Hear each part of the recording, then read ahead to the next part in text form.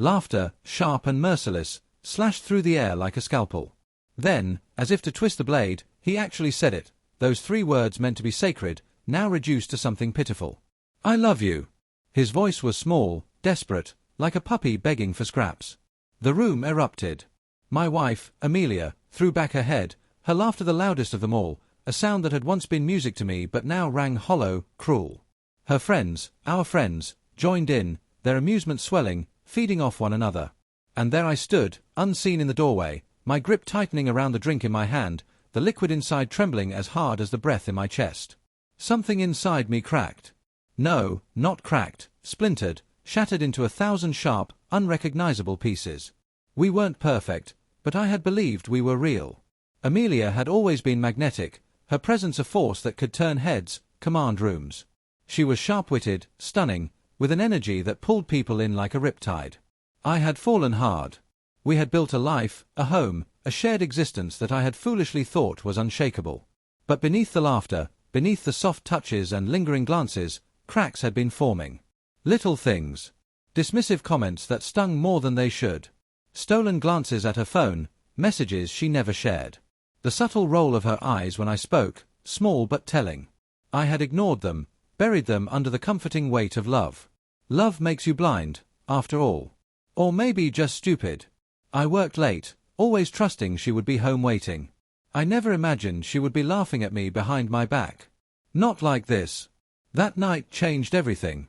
From the shadows, I watched her lean in, her voice dripping with amusement, low and conspiratorial. "He practically worships me, but honestly, it's pathetic. The way he hangs on every word. God, I could walk all over him, and he'd still beg to be at my feet." Laughter. Again. I couldn't move. The weight of her words pinned me in place, suffocating, pressing the air from my lungs. My world, the one I had built with her, the one I had trusted, collapsed in a single breath. Then another voice. Deeper. Smug. "So when are you going to cut the deadweight?" She smirked. "Soon," she said easily, with no hesitation, no flicker of guilt. "He'll never see it coming." A slow, numbing cold spread through me. My fingers loosened. The glass slipped from my hand, crashing against the floor, the shatter ringing through the stunned silence. They turned. And for the first time, I saw it, truly saw it. Not love. Not regret. Just inconvenience. I walked away. Not because I was weak. Not because I was defeated. But because I wasn't done yet. The days blurred. I didn't confront her, not yet. Instead, I watched. Listened. Collected the pieces of a truth I had been too blind to see before. There was another man. I had suspected, but now I knew. The proof lay in hidden texts, in late-night whispers, in the careful way she turned her phone away from my line of sight. But the betrayal ran deeper than infidelity. She wasn't just planning to leave me. She was planning to ruin me. The house, our house. She had a lawyer lined up, papers nearly ready. My savings, our savings. Already draining, funneled into a separate account, one she thought I'd never notice. My reputation, my name. She had been spinning stories, whispering in the right ears, painting me as controlling, unstable. I had spent years loving her. Now, I spent days unmaking her. I withdrew. Quiet. Calculating. She didn't notice. She thought she had already won. That was her first mistake. I started small. Moved money, piece by piece, into an account she couldn't touch. Met with a lawyer before she ever had the chance to serve the papers. Built my defense before she even finished writing her case. Then, when she least expected it, I struck. And I didn't start with her. I started with him. The rain hammered against the windows of my small study in Bristol, each drop a relentless echo of the storm raging inside me. Alaric, a 46-year-old IT consultant, had always prided myself on being a rational man, a solver of problems. But the problem before me now was one that no logic could untangle, a betrayal so profound it threatened to unravel everything I held dear. It had begun subtly, almost imperceptibly. Alara, my wife of 20 years, a brilliant and driven architect, had started working longer hours. At first, I had attributed it to her latest project, a prestigious commission to design a sustainable community center on the outskirts of the city. I had even felt a flicker of pride, knowing how much this opportunity meant to her. But then came the late-night meetings, the weekend site visits, the hushed phone calls taken in another room. She had always been open with me, her warmth a constant in my life. But now, there was a distance between us, an invisible wall constructed brick by agonizing brick. The easy laughter, the tender touches, the way her eyes once softened when she looked at me, all of it was fading. I tried to talk to her, to voice my unease, but my concerns were met with irritation, dismissive reassurances, and an exhaustion that felt more like evasion. "You're being paranoid, Alaric," she would say, her voice carrying a weariness that stung more than any accusation. "This project is all-consuming. Can't you just trust me?" Trust, the very foundation upon which our marriage had been built. I wanted to trust her, desperately, but doubt had already taken root, creeping like ivy through the cracks of my mind. I began scrutinizing her every move, searching for clues, for answers to the questions that haunted my every waking thought. Then, one evening, the truth revealed itself in the cruelest of ways. She had just told me she was heading to an emergency meeting with the project stakeholders. As she gathered her things, a message flashed across her phone screen. A number I didn't recognize. "Can't wait to see you tonight. X."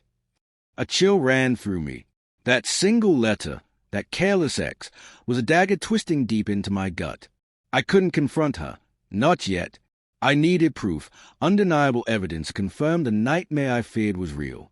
That night, after she left, I made a decision that went against everything I believed in. My hands trembled as I unlocked her phone, my breath shallow, my pulse a relentless drumbeat in my ears. The unknown number was saved as Jules. I scrolled through their messages, each word a hammer blow, each declaration of love a fresh wound carved into my heart. Plans for secret rendezvous, desperate confessions of longing, intimate details that left no room for doubt. Jules was not a client, not a colleague. Jules was her lover.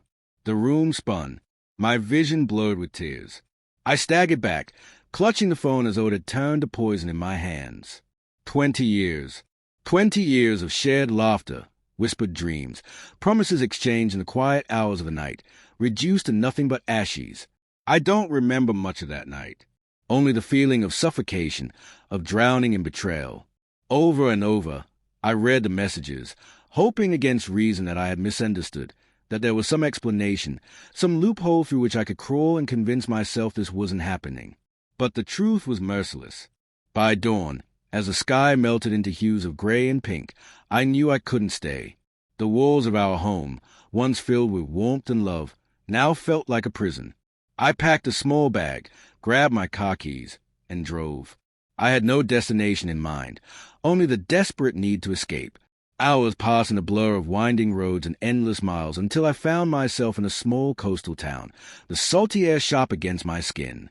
I wandered the deserted beach, the vastness of the ocean mirroring the immensity of my grief.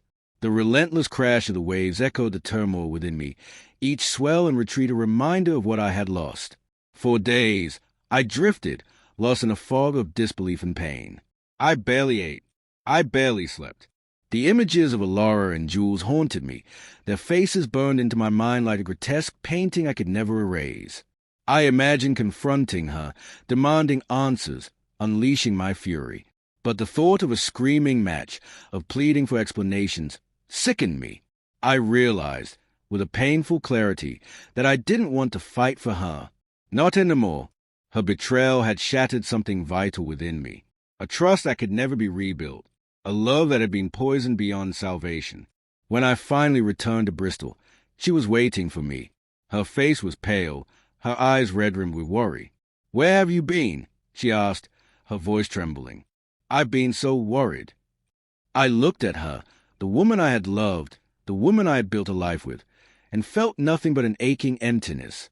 "I know about Jules," I said, my voice devoid of emotion. Her face crumbled. Panic flickered across her features. "Alaric, I can explain." "There's nothing to explain." I cut her off, my tone as cold as a void inside me. "I've read the messages. I know everything." Tears spilled down her cheeks as she begged for forgiveness, for another chance. She claimed it was a mistake, a lapse in judgment, something that didn't mean anything. But the words were meaningless, empty syllables strung together in a desperate attempt to salvage what had already been destroyed. I watched her cry, her sobs racking her frame, and felt no urge to comfort her. For the first time in my life, I understood that love alone was not enough, that some wounds could never be healed, that sometimes the only way to save yourself was to walk away.